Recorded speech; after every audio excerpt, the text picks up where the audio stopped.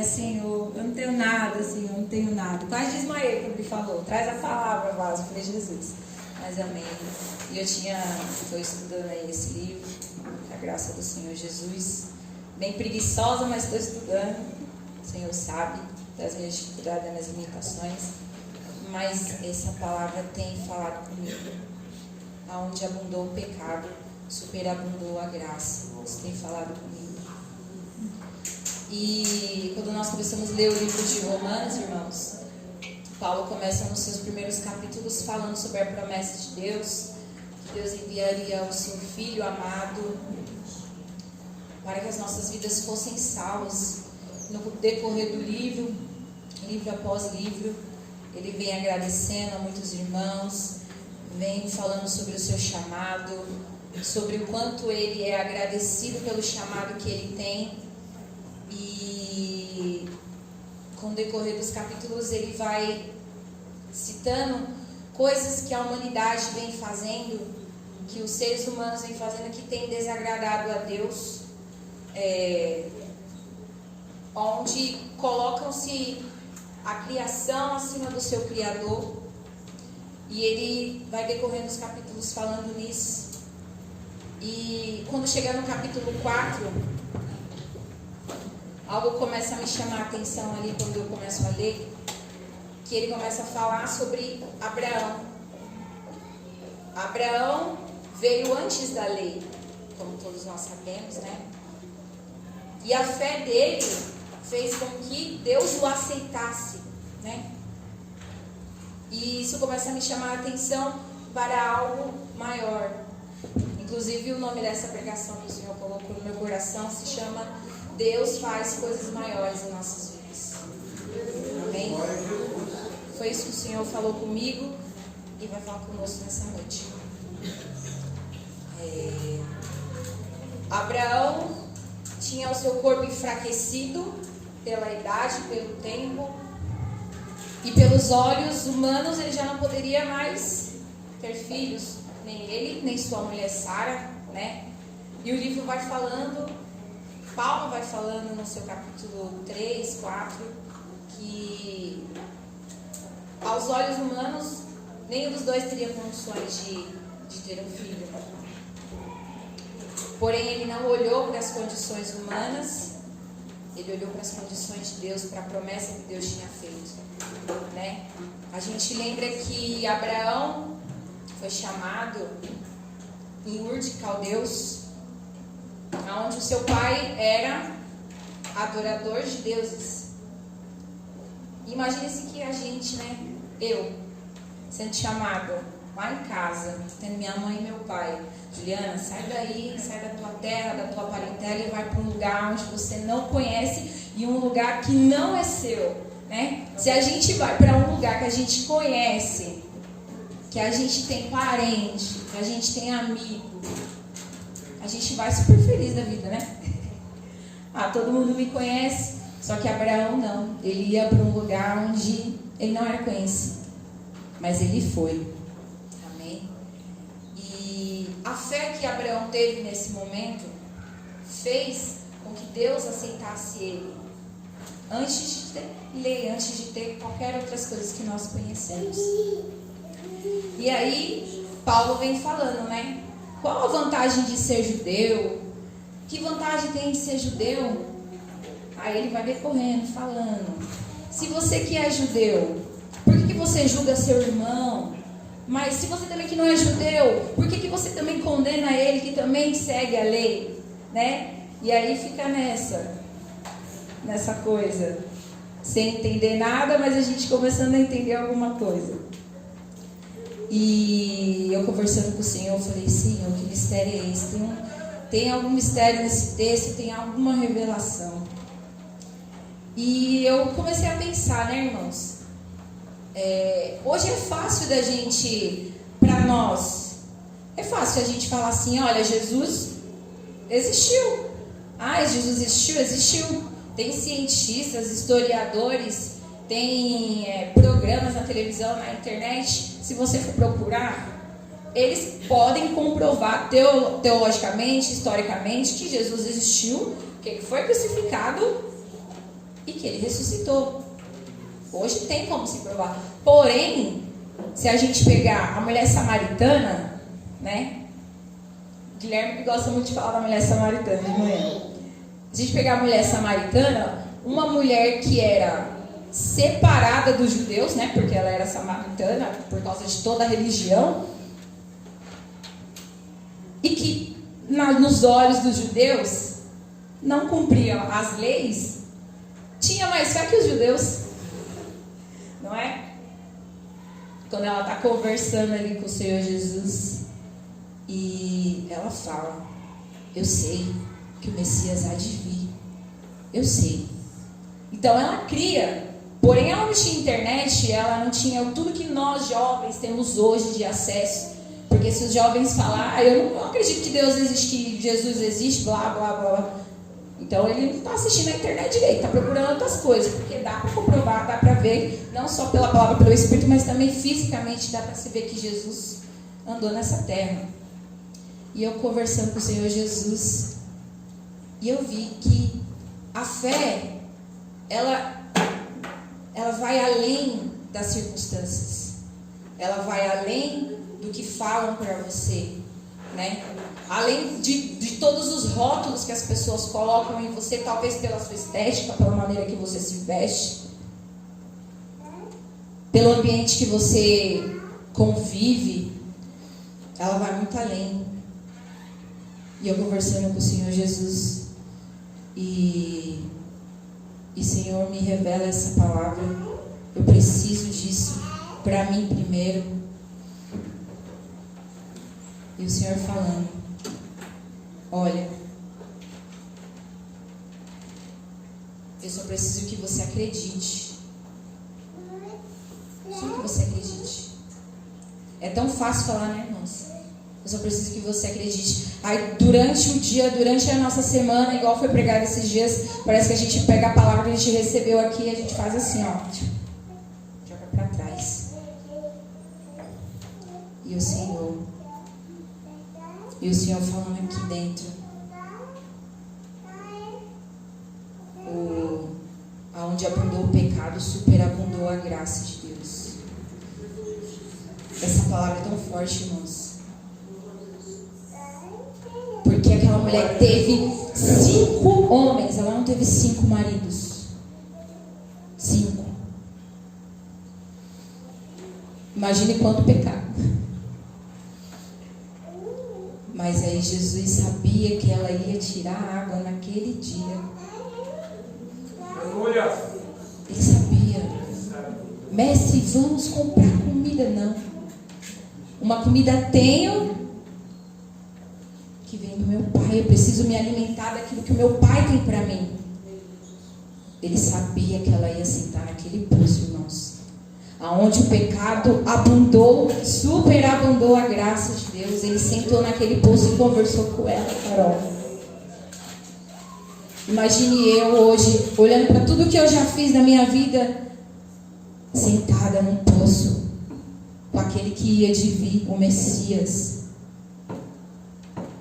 Não é de se assombrar que depois que ela descobriu que ele era o Messias, ela saiu gritando para todo mundo: eu encontrei. E é isso que a gente faz, irmãos. Às vezes a gente está tão abalado com as circunstâncias atuais ou com problemas pessoais, mas quando a gente vê alguém, um filho de Deus sofrendo, a gente fala: eu encontrei, eu te dou também, vem comigo. A gente faz isso. Você consegue compreender o quão de mulher samaritana nós somos? Aonde abundou o pecado, superabundou a graça. E eu conversando com o Senhor e lendo esse texto, aonde vai chegando no capítulo 4 e começa a falar do primeiro Adão, aonde o primeiro Adão pecou. E um só pecado, um só, irmãos, ele só desobedeceu, ele comeu, né? Quem foi enganada, nós sabemos que foi Eva foi enganada. Mas Adão pecou porque ele desobedeceu o pai. E naquele pequeno pecado de desobediência, todos nós pecamos. Então, um pecado trouxe condenação para toda uma humanidade. E no decorrer do livro vai falando, porém, a gratuidade da graça de Deus é tão excelente que um homem, o segundo Adão, perfeito, porque Adão era a sombra e Jesus era aquele que havia de vir. Um homem, irmãos, entenda a profundidade, se você puder entender a profundidade dessa palavra, para que nós possamos sair daqui, não digo curado de todas as coisas que estamos passando nestes dias, mas uma cura hoje pode te ajudar a se curar de algo amanhã, pode te ajudar a curar o seu irmão, porque diz a palavra de Deus que com o consolo que somos consolados, iremos consolar.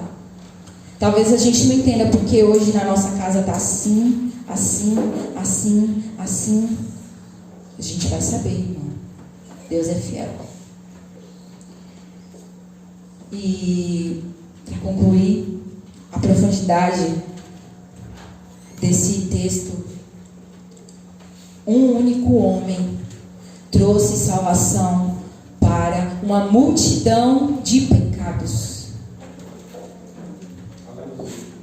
É muito profundo, irmãos. Um pecado condenou todo mundo, mas um homem só, morrendo e ressuscitando, trouxe a salvação eterna. Isso é muito profundo. E eu conversando com o Senhor Jesus, falando, Espírito Santo, me perdoa, Senhor. Se eu fosse olhar com os meus olhos naturais, irmãos, eu jamais subiria nesse púlpito para pregar, para falar nada de Deus. Mas o Senhor falou assim, não é com a tua capacidade, é com a minha, vai. E eu falo para você nessa noite, eu não sei o que Deus te chamou para fazer, mas vai.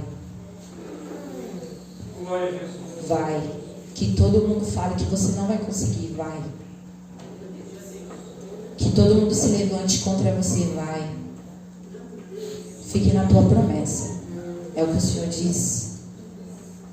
E estou quase acabando, graças a Deus, porque Deus é fiel. Eu gosto de ouvir. Eu gosto de ouvir, irmãos, e eu agradeço ao Senhor, porque às vezes eu venho tão triste do trabalho e eu falo, não vou para o culto, não quero.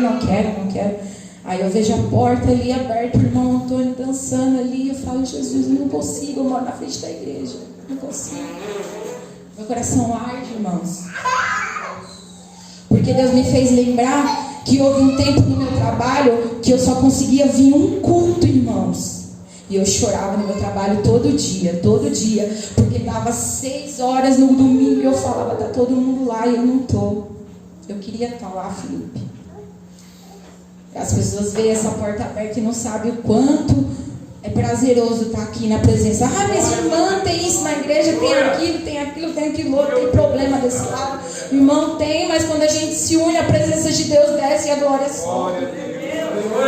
Uma vez eu tive uma visão, irmãos, que quando a gente estava cantando, eram vários cordões, vários. Mas quando subia era um só, irmãos. E chegava no trono de Deus. Eu falei, é importante, essa semana está falando bastante de união, glória a Deus. Para finalizar, eu quero contar algo que aconteceu comigo. Eu sentei na minha cama, irmãos, um dia, não faz muito tempo.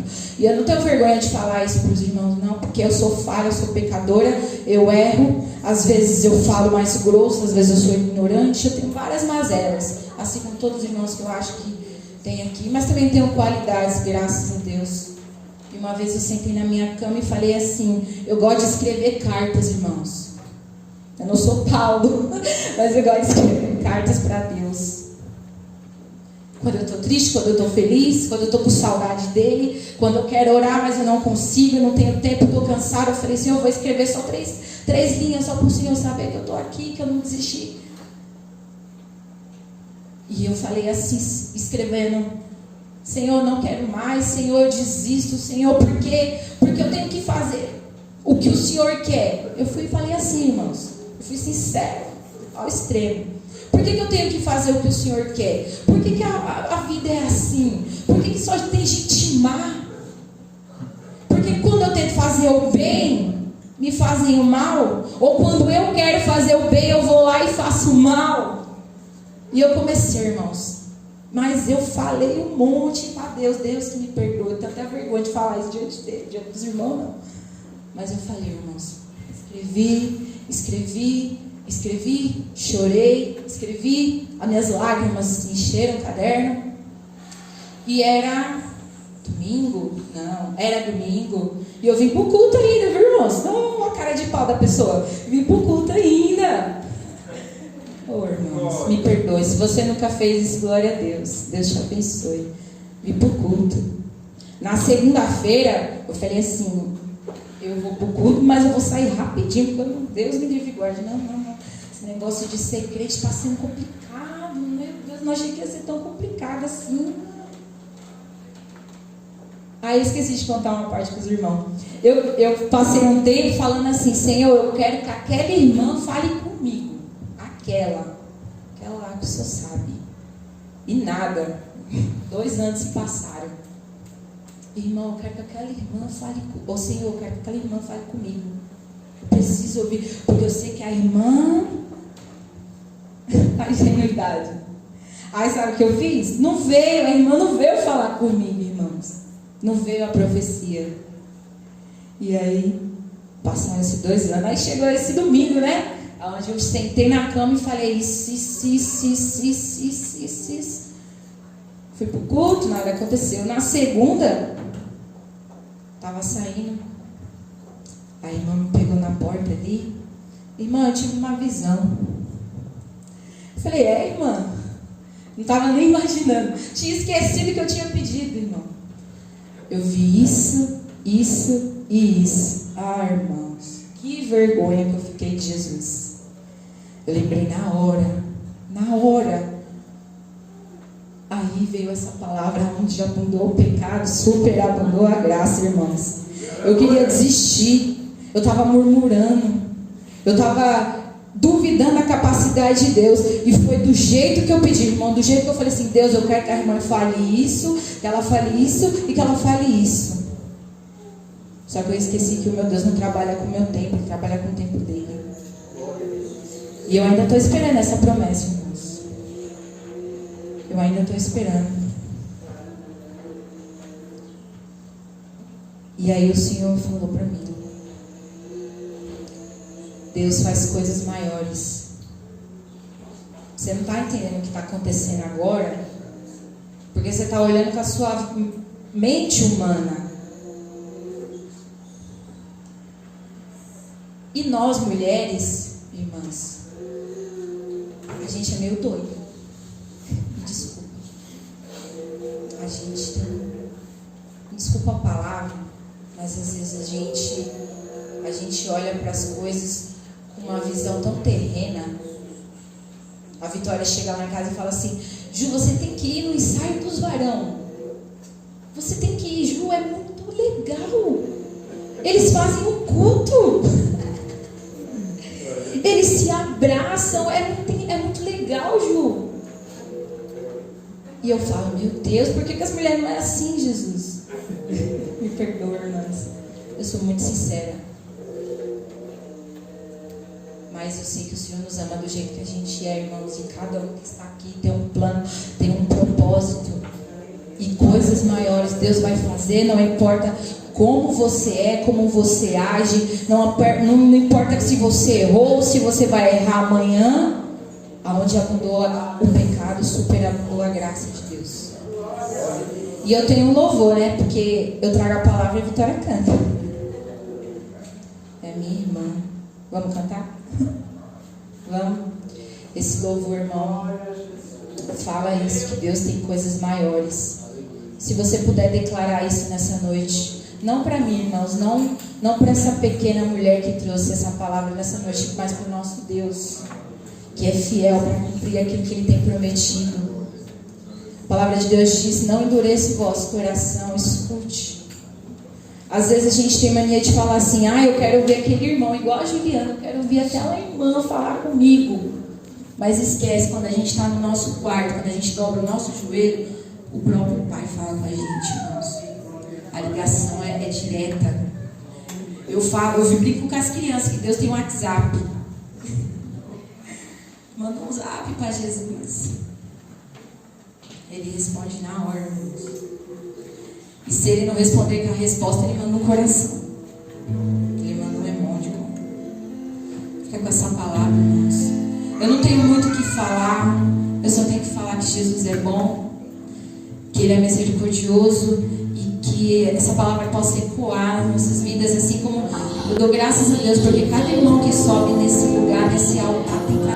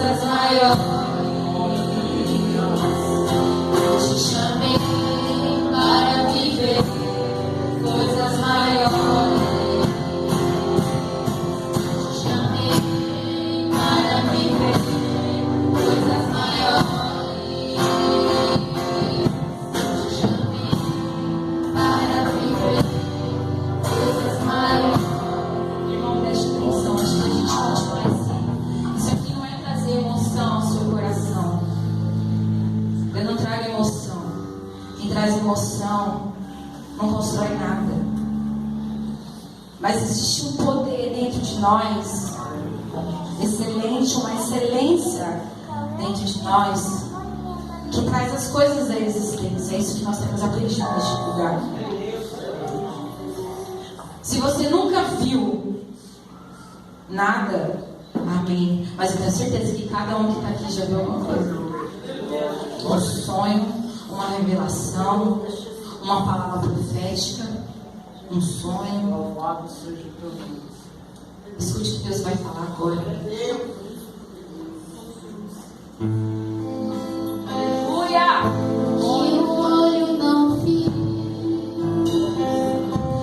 que o ouvido não ouviu, é o que Deus preparou pra mim. Que o olho não viu, que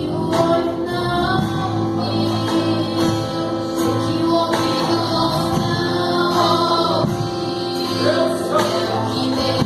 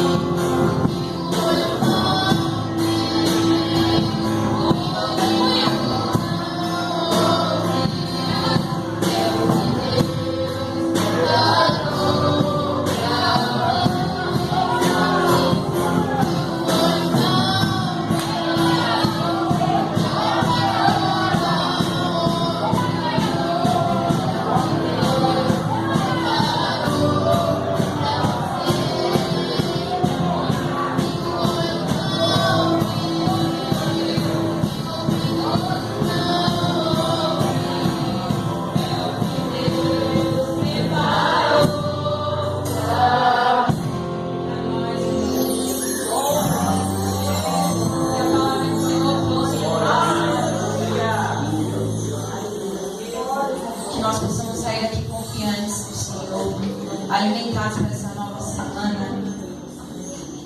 E eu quero, meu irmão, minha irmã, eu quero compartilhar com você cada dia neste lugar da presença do Senhor, porque é isso que importa, irmãos. Às vezes a gente vai se machucar, mas o que realmente importa é como nós estamos treinando para fazer aqui na terra, para fazer o que nós vamos fazer lá no céu. Glória a Deus. E eu quero continuar até o tempo que Deus determinar, ver cada irmão. Isso me alegra, irmão. Isso não é hipocrisia, eu juro para os irmãos.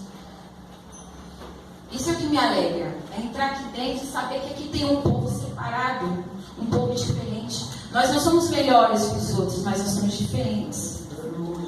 A gente percebe isso quando a gente vai conversar com qualquer pessoa. Nós somos diferentes. E aí quando a gente se encontra na rua, parece que a gente encontrou um irmão de verdade. Glória a Deus. Essa foi a palavra que o Senhor me trouxe. Que o Senhor possa te abençoar grandemente. Eu desejo as melhores coisas para os irmãos. Amém? Amém. Desçamos logo, Senhor.